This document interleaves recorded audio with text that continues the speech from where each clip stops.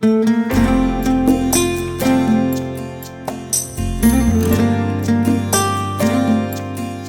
vamos à mensagem. Hoje eu gostaria de falar com vocês sobre o tema Somos a nova sociedade de Deus. E para isso, gostaria de ler com os irmãos o texto que está em Efésios, a partir do capítulo 4, verso 17. Efésios, a partir do verso 4, a partir do capítulo 4, verso 17. Nós vamos ler esse texto até o capítulo 5, verso 2. Devo me estender um pouquinho para frente, mas eu quero ler inicialmente até o segundo versículo do capítulo 5. E gostaria que você permanecesse com a sua Bíblia aberta para acompanhar a mensagem conosco. O texto diz assim: Isto, portanto, digo, e no Senhor testifico, que não mais andeis como também andam os gentios, na vaidade dos seus próprios pensamentos, obscurecidos de entendimento, alheios à vida de Deus por causa da ignorância em que vivem, pela dureza do seu coração. Os quais, tendo se tornado insensíveis, se entregaram à dissolução para, com avidez, cometerem toda sorte de impureza. Mas não foi assim que aprendestes a Cristo. Se é que de fato tendes ouvido e nele fostes instruído, segundo é a verdade em Jesus, no sentido de que, quanto ao trato passado, vos despojeis do velho homem, que se corrompe segundo as concupiscências do engano, e vos renoveis no espírito do vosso entendimento, e vos revestais do novo homem, criado segundo Deus, em justiça e retidão procedente da verdade. Por isso, deixando a mentira, fale cada um a verdade com o seu próximo, porque somos membros uns dos outros. Irai-vos e não pequeis, não se ponha o sol sobre a vossa ira, nem deis lugar ao diabo. Aquele que furtava, não furtes mais. Antes, trabalhe fazendo com que as próprias mãos, o que é bom, para que tenha com que acudir ao necessitado. Não saia da vossa boca nenhuma palavra torpe, e sim unicamente a que for boa para edificação, conforme a necessidade, e assim transmita graça aos que ouvem. E não entristeçais o Espírito de Deus, no qual fostes selados para o dia da redenção. Longe de vós toda amargura e cólera e ira, gritaria e blasfêmias, e bem assim toda malícia. Antes, sede uns para com os outros, benignos, compassivos, perdoando-vos uns aos outros. Como também Deus em Cristo vos perdoou. Sede, pois, imitadores de Deus como filhos amados, e andai em amor, como também Cristo nos amou e se entregou a si mesmo por nós, como oferta e sacrifício a Deus em aroma suave. Gostaria de orar mais uma vez. Pai, neste momento me coloco nas tuas mãos, pedindo perdão pelos meus pecados. Me coloco como instrumento nas tuas mãos, para que o Senhor possa usar a minha vida para falar a tua palavra e somente a tua palavra. Pai, peço que o Senhor abra as nossas mentes e os nossos corações para receber aquilo que o Senhor tem nesta noite. E que o Senhor fale profundamente conosco. Seja aqui no templo onde estamos, seja com os meus queridos irmãos em casa. Que a presença abundante do Senhor esteja sobre as nossas vidas. Em nome de Jesus. Amém. Querido, se você tem o costume de ler os noticiários, essa semana, um fato tomou a conta da grade a partir de quarta-feira. Faleceu na Argentina o ex-jogador Diego Maradona.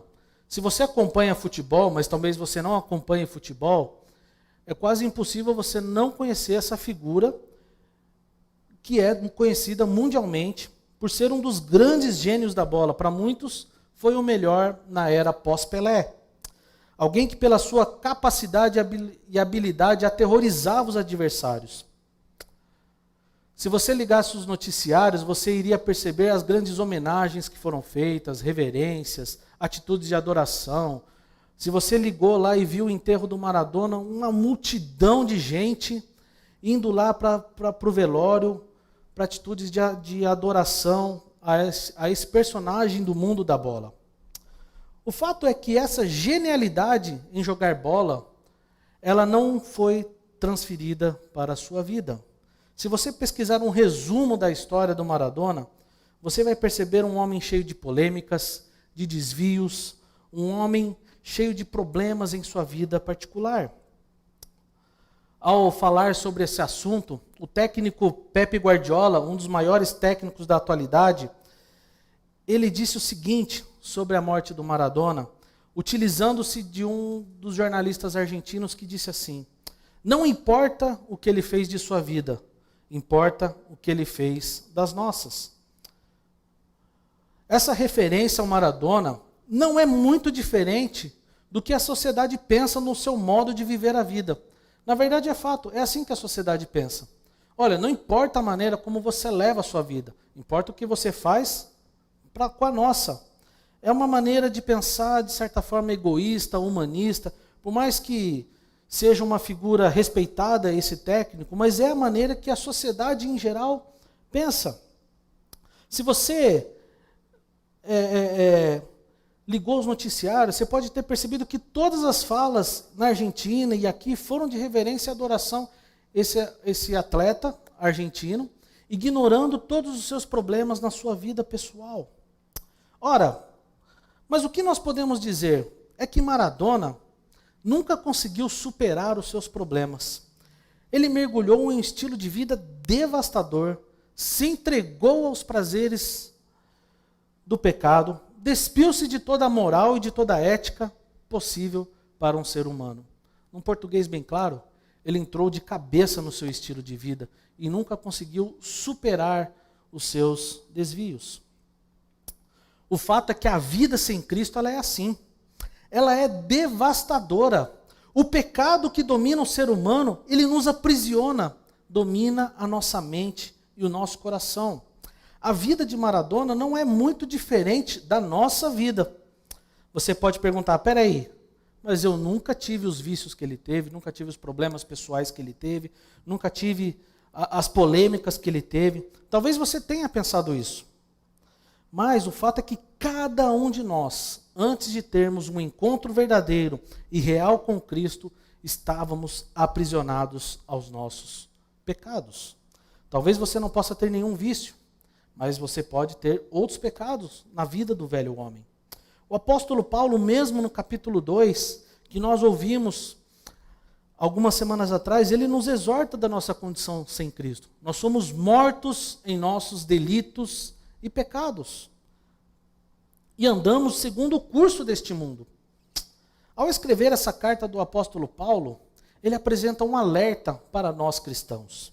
Porque ele tinha o temor de que a igreja de Éfeso não estivesse firme o suficiente para permanecer na vida que Cristo estabeleceu para cada um de nós e se entregassem às práticas do velho homem.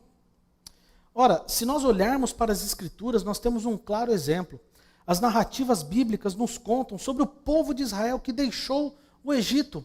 E logo quando chegaram no deserto, eles ficaram saudade das iguarias do Egito. Olhando para os dias atuais, nesse isolamento, nós vemos muito o acréscimo de problemas em famílias. Pecados que as pessoas tinham abandonado, mas que esfriaram na sua fé e voltaram a praticá-las. O alcoolismo cresceu durante o isolamento, a depressão, os vícios, os problemas familiares, violências contra a mulher, tudo isso aumentou durante o isolamento. Muitos deles, infelizmente, são crentes, ou dizem-se crentes.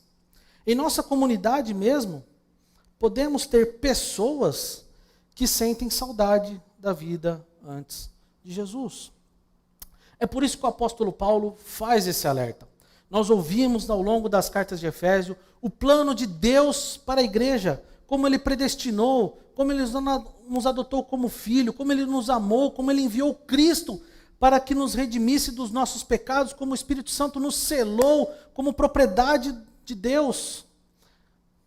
Nós vimos o que o Evangelho fez por cada um de nós, mas mesmo assim Paulo continua nos alertando, porque a nova vida em Cristo, ela precisa rejeitar o antigo comportamento ímpio à luz da renovação daquilo que Cristo fez por cada um de nós.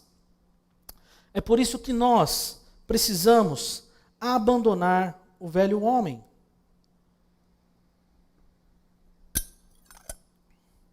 O antigo comportamento dominado pelo mundo e pela carne precisa ser abandonado. Veja como diz o verso 17, ele nos exorta: não andeis como também andam os gentios. O texto nos lembra que nós não devemos andar e nem viver como gentios, ou seja, nós não devemos nos comportar como pessoas que não conhecem a Cristo, ou andar segundo a cultura deste mundo, ou praticar as mesmas coisas que o mundo pratica. Quando eu era mais jovem, e provavelmente você deve ter ouvido da sua mãe, e você fala assim para sua mãe: mãe, mas todo mundo faz isso. E sua mãe fala assim: você não é todo mundo.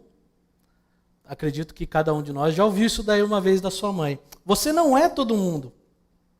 Mas como andam os gentios?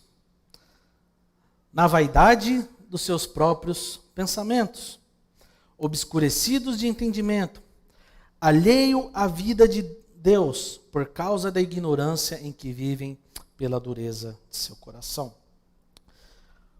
Paulo cita a nossa mente e o nosso coração como a causa da maneira como andamos. A mente é a porta de entrada para tudo aquilo que procura nos dominar e tomar conta do nosso coração. É através da nossa mente que nós passamos a restringir, a suprimir os nossos desejos ou liberar os nossos desejos pecaminosos. Tudo começa pela mente. A gente tem às vezes uma falsa impressão de que o mundo está melhorando, está se tornando melhor, mais humano. Olha, a humanidade está evoluindo, quebrando paradigmas, preconceitos, mas não. E o isolamento está nos provando isso. Nós estamos tendo a cada dia cenas deploráveis a respeito de que a humanidade não está caminhando para se tornar melhor. Desde a queda do Éden, o ser humano nunca mais conseguiu se consertar sozinho. E nós caminhamos cada dia mais por uma perversidade moral, dia a dia. É por isso que nós podemos ver isso no relativismo moral, numa tolerância da perversão sexual, da promiscuidade e do pecado. Podemos ter até isso dentro de nossas comunidades, com pessoas que hoje procuram reinterpretar textos bíblicos para que eles se adequem ao melhor à cultura atual, à sociedade atual. Afinal, esses textos foram escritos há 2000 anos atrás. De repente, pessoas colocaram ideologias, políticos, conceitos filosóficos, humanistas acima do padrão de vida cristã. Vivem como se Deus não estivesse estabelecido um padrão de vida. Os pensamentos se tornaram fúteis, vazios, cheios de soberba, cheios de orgulho, de empáfia. Tem muita informação hoje. Existe muito estudo, muita ciência. Isso não é ruim. Que bom que nós temos a ciência para nos ajudar a encontrar uma vacina, por exemplo. O que acontece é que hoje há também pouca sabedoria. Mas o que entra na mente desce para o coração. E é por isso que Paulo cita sobre a dureza do coração. Tudo que entra na nossa mente, ela vem para o nosso coração. A dureza de coração, ela quer dizer aqui que é petrificar, tornar-se duro. É uma perda da capacidade sensitiva, ou seja, é um endurecimento, uma dureza, uma cegueira intelectual, insensibilidade moral, a mente ela se torna dura como uma pedra e a nossa consciência fica cauterizada. É por isso que o modo de vida do mundo é mortal e não é possível alterar o seu comportamento sem mudar a mente. O entendimento é obscurecido e a ignorância é profunda. Por isso brota a dureza do coração. Um coração e uma mente assim produzem insensibilidade moral, incapacidade de perceber o que é certo e errado. Uma pessoa dominada pelo pecado, eu não sei se você já teve oportunidade de estar com alguém ou aconselhar alguém que está em pecado. A pessoa dificilmente ela olha nos seus olhos ou ela desvia o assunto e ela não consegue perceber o mar de lama pela qual ela se enfiou. Só o Espírito Santo para tocar e mudar esse coração. Mas o apóstolo Paulo ele não termina por aí. Porque o que entra na nossa mente desce para o coração, tornaram essas pessoas insensíveis e elas se entregaram à dissolução para com avidez cometerem pecado e toda a sorte de impureza. Dissolução, ela é uma disponibilidade para qualquer prazer. Ela não é apenas pecadores. Essas pessoas não são apenas pecadores. Pelo contrário, elas passaram a gostar de pecado. Elas gostaram a admirar o pecado. Elas passaram a não se importar mais com o que os outros pensam. Elas perderam toda a decência, a compostura. Por exemplo, nós podemos ver isso em pessoas que estão presas a vícios, drogas, álcool, sexo. Elas perdem a vergonha, a sensibilidade e todo o autocontrole. O pecado torna o homem insensível. No começo, ele sente vergonha ao pecar. Porém, com o passar do tempo, ele perde o pudor e o temor. Ele passa a pecar sem remorso. A consciência petrifica. Ele se torna insensível. Nada mais os refreia a praticar os seus desejos. Você quer também um grande exemplo? Ligue a televisão. Entre nas mídias sociais. Veja as opiniões da classe artística do nosso país. Você vai ver pessoas presas no pecado e tentando te convencer que isso é normal, que você precisa quebrar preconceitos, que você precisa evoluir. O fato é que você não entenderá de onde vem o comportamento, a não ser que compreenda o estado do coração e da mente. E você não vai mudar o comportamento se não houver uma mudança do coração e da mente. É por isso que a renovação, que ela é produzida pela presença de Cristo, exige de nós abandonarmos velhas práticas de comportamento para renovar a nossa mente e o nosso caráter. Veja o verso 22. Quanto ao trato passado, vos despojeis do velho homem, que se corrompe pela concupiscências do engano. O convertido, ele se torna em Cristo uma nova criatura. Ele está agora em uma nova condição. Ele deixa de fazer parte do mundo e passa a fazer parte do reino de Deus. Ele passa a pertencer a uma nova sociedade. Ele deve viver então uma vida transformada. Viver como cristão exige que nós cresçamos em nosso entendimento para caminharmos aquilo que nós chamamos de maturidade. O cristão ele deve ter uma crescente contínua. A partir do momento, quanto mais ele conhece, mais ele cresce. Quando nós crescemos em nossa caminhada, nós vamos começar a identificar os nossos padrões de comportamento, de humor, de moral e de caráter, para percebermos se estamos na direção certa ou não. Mas você pode estar se perguntando, Daniel, mas como eu posso perceber isso? Graças a Deus, porque a palavra do Senhor ela é completa. E a partir do verso 25, ele diz para nós uma série de coisas pela qual o cristão deve abandonar. No 25 ele nos fala para deixar a mentira, falar cada um a verdade com o seu próximo, porque somos membros uns dos outros. A mentira é muito mais do que omitir fatos. É muito mais do que você não contar algumas coisas. Pelo contrário, elas são afirmações que vão na direção contrária dos fatos, a fim de enganar, ludibriar e até tirar uma certa vantagem em benefício próprio. Hoje se tornou uma palavra muito comum, fake news. É uma forma gourmetizada, vamos dizer assim, de se contar uma mentira. João 8,44 diz que o diabo é o pai da mentira. E quando nós contamos mentira, nós estamos dando espaço para que o diabo haja na nossa vida. Se nós queremos viver em comunidade, como uma nova sociedade de Deus, se somos família de Cristo, se pertencemos uns aos outros, como assim as Escrituras estão nos ensinando, falar mentira é simplesmente um auto-engano e simplesmente uma autoderrota. Veja o que diz Zacarias 8,16. Eis as coisas que deveis fazer. Falai a verdade, cada um com o seu próximo. Executai juízo nas vossas portas, segundo a verdade, em favor da paz. Deus, Ele quer e vai renovar o seu povo e restaurar a nossa sorte.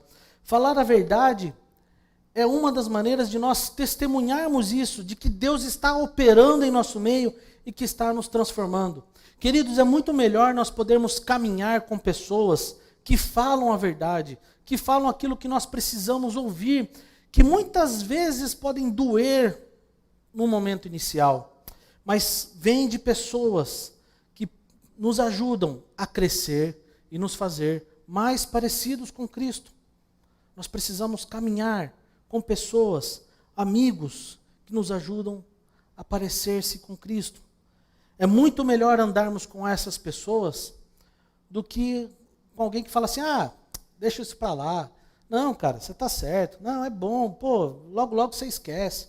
Não, precisamos caminhar com pessoas que muitas vezes nos confrontam e falam, olha, você está indo no caminho errado. Você errou. Porque eles vão nos ajudar a crescer. Então Paulo continua, irai-vos e não pequeis, não se põe o sol sobre a vossa ira. A ira precisa de tratamento imediato, porque se ela não for tratada, ela vai nos induzir ao pecado. A ira é um problema emocional causado por algo que nos desagrada, que nos gera desconforto. E por isso nós precisamos aprender a lidar com a raiva. Salmo 4,4 ele diz, irai-vos e não pequeis, consultai no travesseiro o coração e sossegai. Tem gente que adora dizer, eu sou assim mesmo, o meu pavio é curto. Eu não levo o desaforo para casa, eu falo mesmo. Tudo que eu tenho que falar, eu falo. Não me provoca, senão eu estouro. Não mexa comigo não. E depois, passa. Acontece que ações impensadas geram reações danosas na relação do corpo de Cristo. Você pode até estar ou achar que está certo, mas a maneira como você lida com as situações da sua vida não apenas revela sobre você, mas causa rompimento. É igual um revólver. A hora que você puxou o gatilho, o estrago está feito. Provérbios 15:1 diz, a resposta branda desvia o furor, mas a palavra dura suscita a ira. A raiva, ela é uma reação humana. Todos nós sentimos. Todos nós temos situações em nossas vidas que nos deixam com uma raiva profunda. Mas nós não podemos deixar que isso nos leve a pecar. É por isso que Paulo fala, olha, irai-vos, mas não pequeis. Não permita que a raiva te leve ao ressentimento, ao descontrole, a tal ponto de você pecar, transgredir a lei. Nós precisamos aprender a domesticar a raiva. Caso contrário, nós estamos deixando a porta aberta para o diabo agir. Tudo que vem com raiva, vozes alteradas, palavras duras, o gosto amargo gerado no ambiente, tudo isso deve ser jogado fora. É por isso que Paulo diz, não se ponha o sol sobre a vossa ira. É possível irar-se, mas se você irar, não demora para acertar a questão. Não deixe que a ira tome o seu coração. Às vezes, é preciso você esperar, acalmar,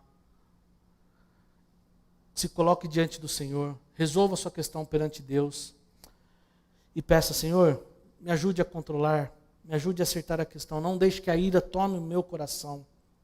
Ao contrário, essas ações impensadas vão dar espaço para o diabo agir. É por isso que nós precisamos tomar cuidado para não dar lugar ao diabo. Fique esperto. O diabo ele está só esperando uma oportunidade para te dar uma rasteira. A ira provoca mágoa. E quando deixamos a mágoa instalar-se em nossos corações, estamos dando lugar ao diabo que nos tenta levar ao ódio, à violência, à quebra de comunhão entre os irmãos. Hebreus capítulo 12, versículo 14 e 15, ele diz: segui a paz com todos e a santificação, sem a qual ninguém verá o Senhor. Atentado diligentemente, porque ninguém seja faltoso, separando-se da graça de Deus. Nem haja alguma raiz de amargura, que brotando vos perturbe, e por meio dela muitos sejam contaminados. Ao invés de você se irar ou deixar isso brote uma raiz de amargura que contamina outras pessoas, nós precisamos ter um coração perdoador e aberto aos irmãos. Mas o apóstolo Paulo ele ainda continua: aquele que furtava, não furtes mais, antes trabalhe, fazendo com as próprias mãos o que é bom, para que tenha com que acudir ao necessitado. Veja, roubar aqui é muito mais do que você ir lá num estabelecimento e pegar algo sem pagar. Ele inclui toda sorte de desonestidade que tira de outro aquilo que lhe pertence. Podemos dar um exemplo, por exemplo, pessoas que procuram sonegar impostos, levar uma vantagem. Eu sei, é duro pagar imposto. Temos uma das cargas tributárias mais altas do mundo. Mas a partir do momento que tentamos dar um jeitinho para não pagar, nós estamos roubando. Dízimos, salários, pessoas que arranjam um jeitinho para faltar no trabalho. Tudo isso inclui maneiras de desonestidade. Não é só a corrupção dos nossos governantes, é a corrupção do nosso coração no dia a dia. Não significa que apenas roubar seja errado. Paulo também nos exorta que devemos trabalhar honestamente para o nosso próprio sustento e para poder ajudar aos outros. Veja, a maioria de nós e todos nós trabalhamos para sustentar a nossa casa, a nossa família, pagar as nossas contas. E a pandemia nos trouxe numa realidade onde milhões de pessoas ficaram sem sustento, perderam emprego, fecharam as portas dos seus trabalhos, deixaram de ter alimento na sua mesa. A nossa igreja se mobilizou de forma extraordinária, a junta diaconal, os irmãos fizeram um trabalho maravilhoso com pessoas da nossa igreja que disponibilizaram recursos esses que são frutos do trabalho de cada um de nós, mas que colocaram à disposição da igreja para abençoar o próximo, para que pessoas simplesmente tivessem o que comer. Verso 29 também continua: não saia da vossa boca nenhuma palavra torpe, e sim unicamente a que for boa para a edificação, conforme a necessidade, e assim transmita graça aos que ouvem. Palavras torpes não são palavrões ou palavras chulas, por mais que a gente pode colocar essas palavras nesse contexto. É muito feio cristãos falarem palavrões. A gente acha feio até quem não é cristão. Imagina cristão que deveria ter na sua boca palavras de bênção. Mas o apóstolo Paulo trata muito mais que isso. É muito mais do que falar simplesmente palavrão ou palavras de baixo escalão. Apesar de podermos colocar nesse contexto, a palavra torpe ela é empregada para árvores e frutos podres. Significa depravação, vulgaridade, fofoca, palavras obscenas, piadas de mau gosto, palavras que diminuem e agridem o próximo, que difamam pessoas, que prejudicam outras pessoas. A fala do cristão, ela deve edificar e construir. Ela deve ser uma fonte do amor e da graça de Deus. Quando o coração muda, a boca muda. Mateus 12:34 diz que porque a boca fala do que o coração está cheio. Quando uma pessoa aceita Cristo, esperamos também ver mudanças em sua maneira de falar. Palavras são ferramentas poderosas que, se você usar com sabedoria, podem ser grande bênção. A linguagem suja e destrutiva precisa ser substituída por palavras que curam ao transmitir o amor de Deus. Sua língua lhe dá oportunidade de levar a graça de Deus para as pessoas. Que a sua boca, querido, seja uma fonte de bênção para aqueles que te cercam. Não perca a oportunidade da sua vida ser um instrumento nas mãos de Deus, de que tudo aquilo que saia da sua boca seja para transformação de vidas, para que levem pessoas a conhecer o Cristo que um dia você conheceu e que foi revelado para você. Porque se nós deixamos passar essas oportunidades, e infelizmente a nossa natureza pecaminosa nos faz com que percamos muitas oportunidades nesse sentido, nós entristecemos o Espírito Santo. Veja o verso 30, e não entristeçais o Espírito Santo, no qual fostes selados para o dia da redenção. Entristecer o Espírito Santo é a mesma coisa que você entristecer o Deus Pai e o Filho. Quando nos rendemos a Cristo, o Espírito Santo ele fez uma marca em cada um de nós. O selo, o carimbo oficial que nos coloca como propriedade de Deus. Nós estamos neste mundo, mas nós não pertencemos mais a este mundo. A marca do Espírito Santo nos indica a quem nós pertencemos e também a quem nós servimos.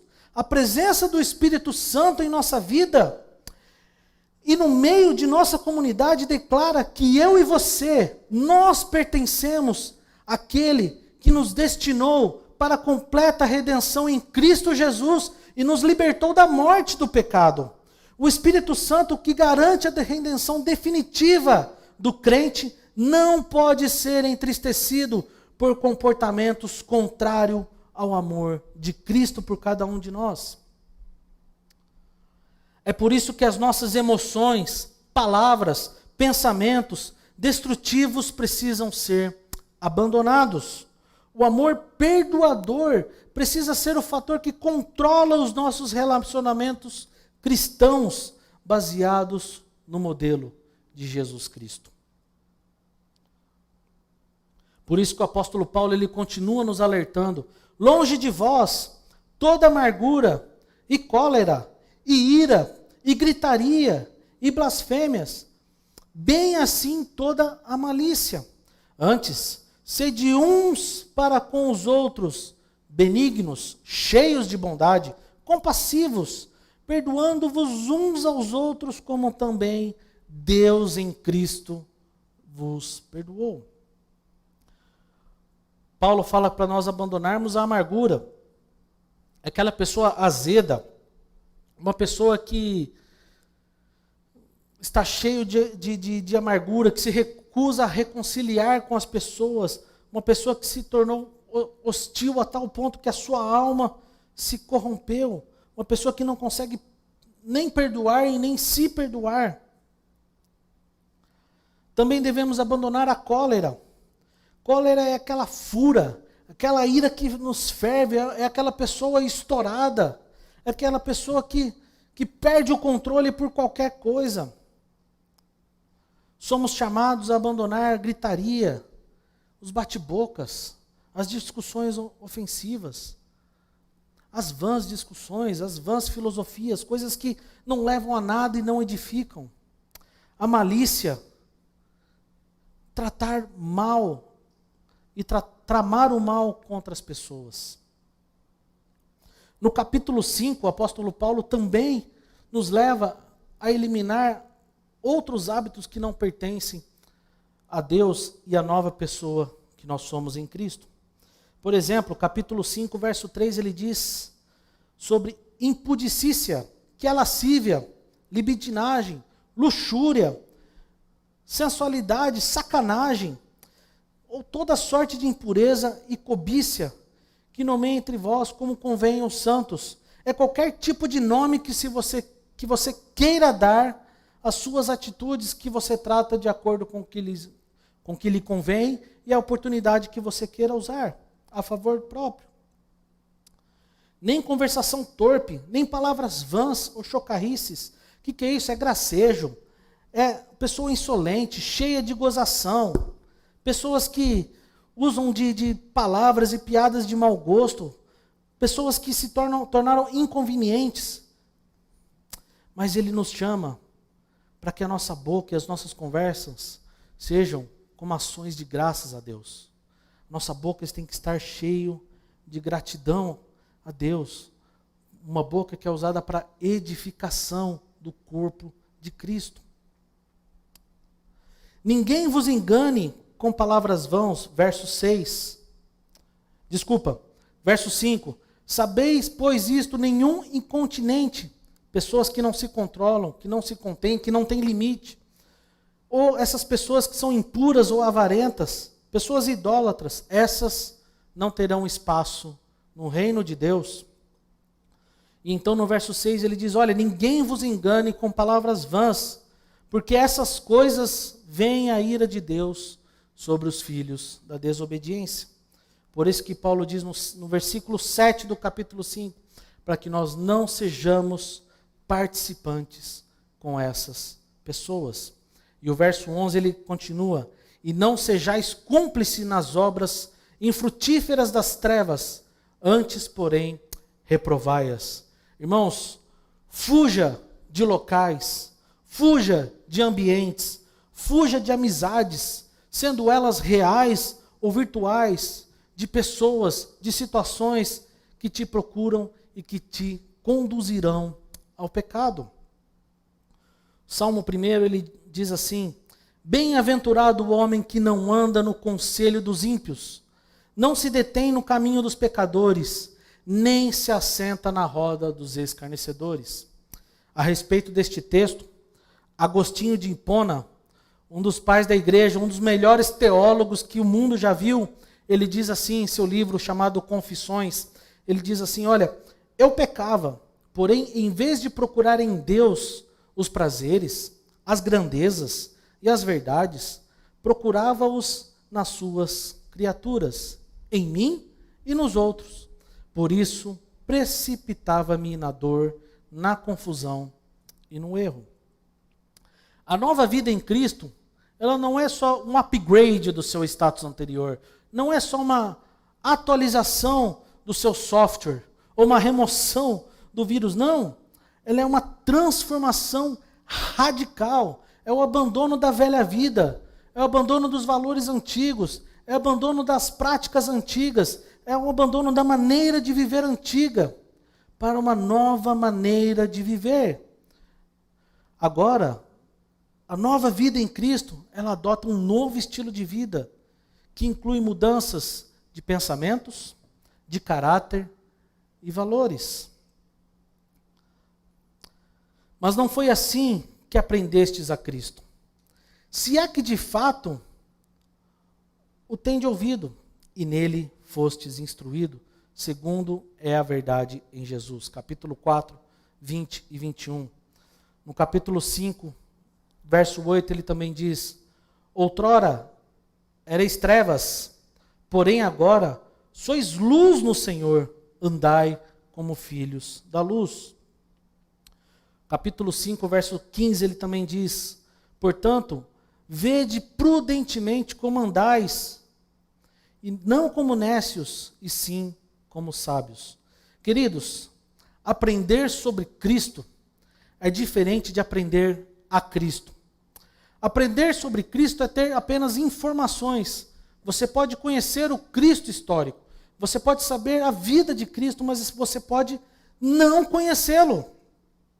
Você pode ter informações sobre uma pessoa, mas não se relacionar com ela. Por exemplo, eu citei no começo o exemplo da vida do Maradona. Bem, todos nós temos informações sobre o Maradona. mas nós não conhecemos o Maradona na sua intimidade e na sua vida privada. Aprender a Cristo é diferente. Porque aprender a Cristo significa ter um relacionamento íntimo com Ele. Uma pessoa pode conhecer sobre Cristo e não conhecê-lo. E há muitos crentes que têm informações sobre Jesus, mas não se relacionam com Ele. E por isso essas pessoas não conseguem cortar e abandonar as amarras do pecado e continuam tentando lutar com suas próprias forças, abandonar as velhas práticas quando elas deveriam entregá-las a Cristo. A vida cristã implica em mudança de mente, de valores, de conceito de vida. Querido, se você se considera um cristão, se você se considera um discípulo de Jesus, se você se considera uma nova pessoa, transformada por Deus, então a sua vida precisa ser diferente.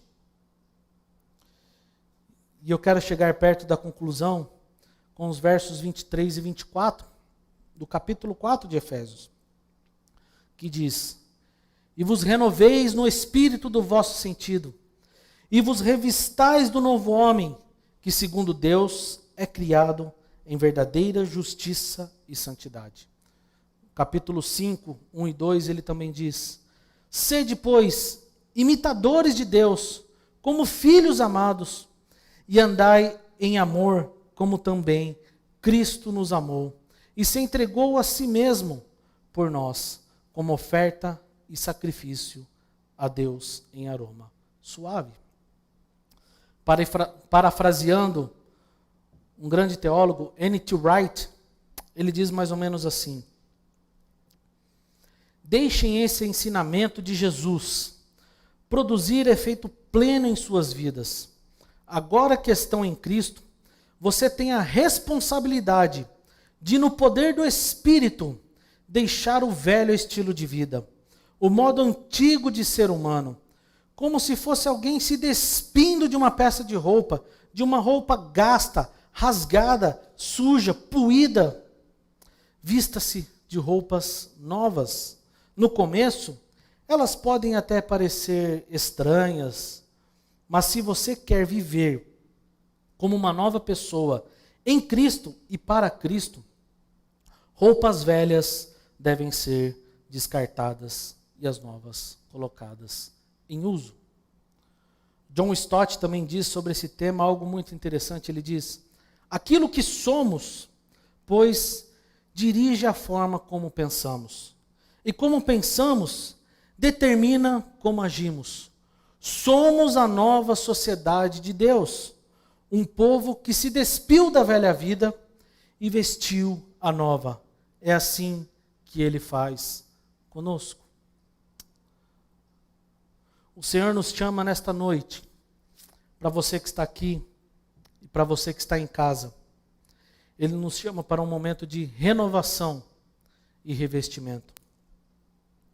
Renovação é um convite de Jesus à mudança de vida, mas também é um convite ao descanso e à paz que só Cristo pode dar e que só em Cristo podemos ter. O revestimento é um convite de Jesus a tornar-se uma nova pessoa, um novo homem. É buscarmos ser semelhantes a Cristo. É buscar ser como Paulo começa no capítulo 5, imitadores de Deus, como filhos amados.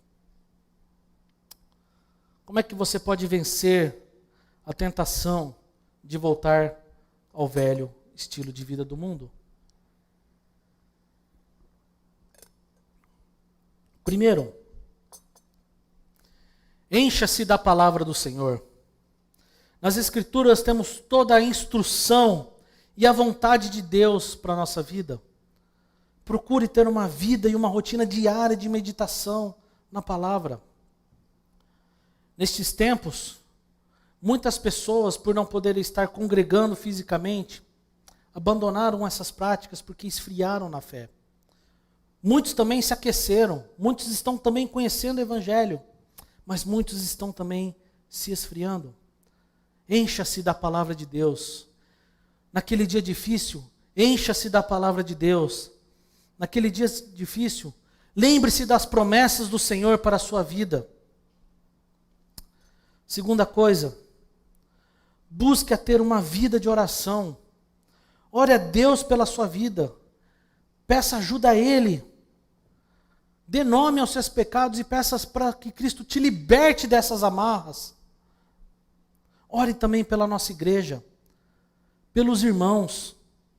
Ore por aqueles que te feriram. Acerte a sua vida com Deus e com aqueles com quem você rompeu o relacionamento. Terceiro, procure ajuda. Aconselhe-se com pessoas que vão te ajudar na caminhada com Cristo. Isso é muito importante, queridos.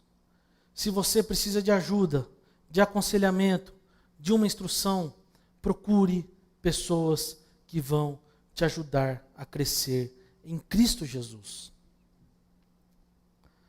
A resposta é estarmos sempre sendo lembrados da vida que Cristo espera de nós.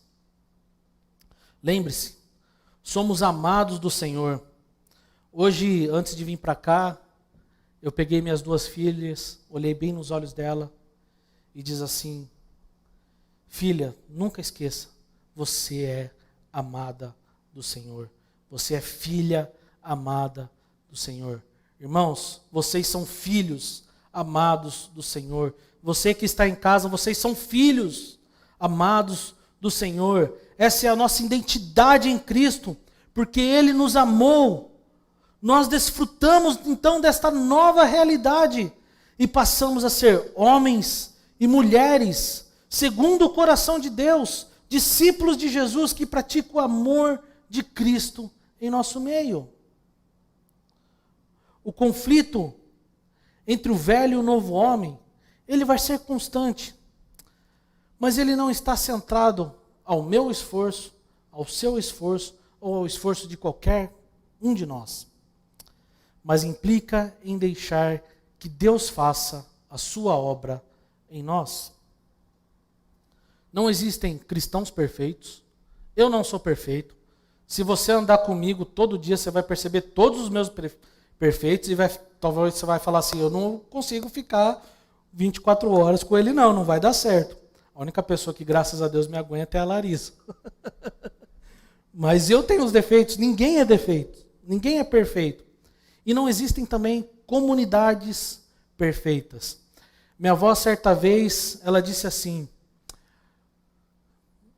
o dia que você encontrar uma comunidade perfeita, todos sairão dela e sobrará você. Acontece que isso não pode ser a mesma coisa de que, tanto faz, deixa o barco andar. Não.